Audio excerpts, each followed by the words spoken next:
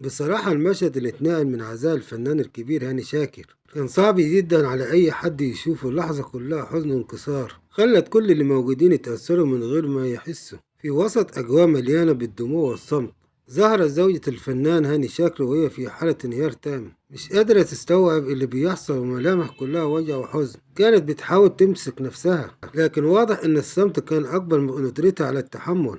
اللي حضروا العزاء قالوا إن اللحظة دي كانت من أصعب اللحظات لما فقدت السيطرة على دموعها وانهارت وسط الحضور، والكل حاول يواسيها ويهديها، لكن الحزن كان باين في كل كلمة وكل نظرة. ناس كتير اتأثرت بالمشهد ده، خاصة إن العلاقة اللي بينهم كانت دايما مثال للحب والاحترام، وده اللي خلى لحظة الفراغ تبان قاسية بالشكل ده. زوجة عاشت سنين طويلة جنب شريك حياتها وفجأة بتلاقي نفسها واقفة لوحدها في مواجهة الغياب برغم الزحمة والناس اللي حواليها. كان واضح إنها حاسة بوحدة كبيرة ووحدة فقدان شخص كان كل حياتها.